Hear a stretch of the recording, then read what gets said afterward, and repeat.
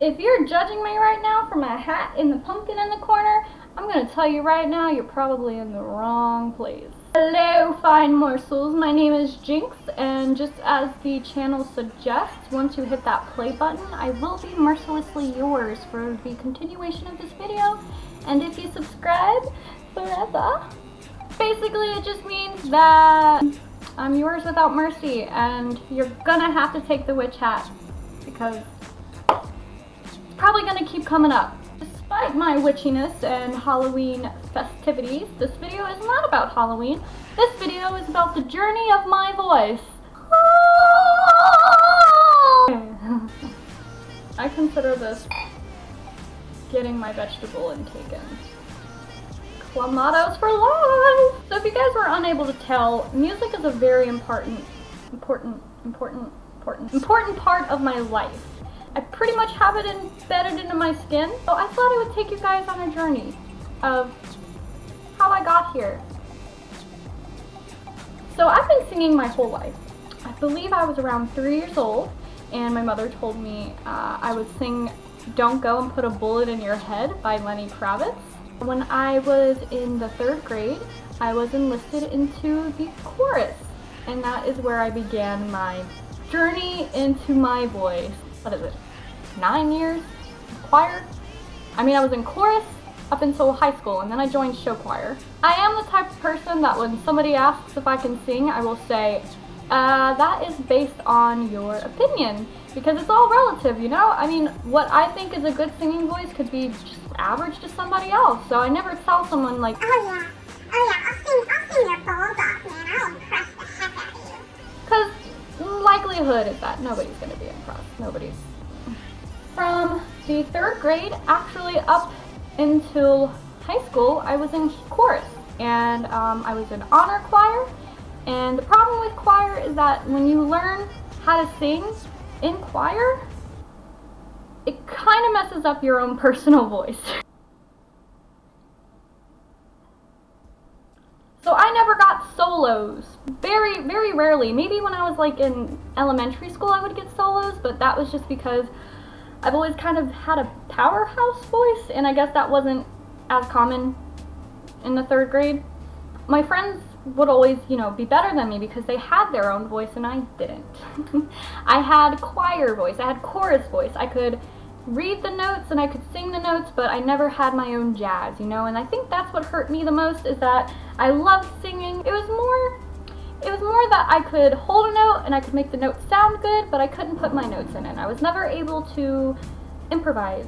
It gave me a pretty low self-esteem about my voice because there were people all around me that could do these wonderful things with it, and then there was me who could only do Disney princess voice and nothing else. And then I went through 2nd puberty. It's a lie. They're all lying to you in health class. You have multitudes of puberties in your lifetime. My voice has dropped within the last year. Like, that's not a joke. So basically what happened is I did go through this puberty, but the only thing that helped me find my voice was singing on the radio. Constantly.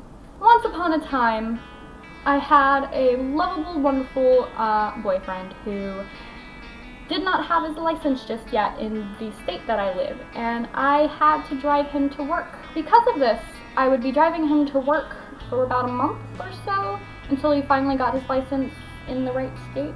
I would have the radio on for at least 40 minutes a day, and I would be singing at least 40 minutes a day, and not singing chorus songs, not singing choir music, singing radio music, singing other people's songs, and getting my jive into it, man. Just gotta get into it. I began finding music that I felt I could, you know, jazz up, that I felt fit my voice and fit my octaves, and with that I began experimenting more with the tones and the levels and the riffs and stuff like that.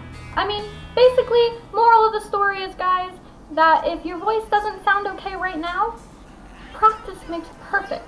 Literally, especially if you were like me and you only had chorus training, because choir training, choral training, it's way different from modern music. The way that you have to sing has a much fuller sound, and when you do sing with such a full sound, it makes it hard for you to branch out and have fun with it. The best way to improve your voice practice, man. Just practice. There's no easy way of going about it. You gotta put in the time and the effort, and you'll get there. I'm still getting there. I'm getting somewhere, man. If you guys have any tips or tricks on how to improve your voice, hey, it might help me out. I don't know. Comment down below. Tell me about your voice journey. Is your voice on a journey? Are you done with that journey? I want to know. I'm curious. Let me know. Let me know in the comments below. If you guys like this video, it would help me out a bunch if you went down and clicked that like button. It's one string. You know, if you guys enjoyed it as well and you want to see more, subscribe, because I'm trying to put out 2 videos every week. If you guys do want to hit that subscribe button, well, check out my other videos and you'll know why I like it. Otherwise, if you just want some other miscellaneous entertainment, you can follow me on Twitter. Same as my channel name, Mercilessly Yours, but it's spelled URS. And I'll see you guys on Friday with Beer Mistresses, where I won't be drinking a Clamato. I'll be drinking it straight. Guys, I have something prepared as hell for Friday. It's ready, it's gonna be fun. I'm coming up with new ideas, guys. We're growing together, and I'm happy about it. You guys haven't seen Dashi. Dashi, come here, baby. Come here, baby. Well, that's it now. Bye!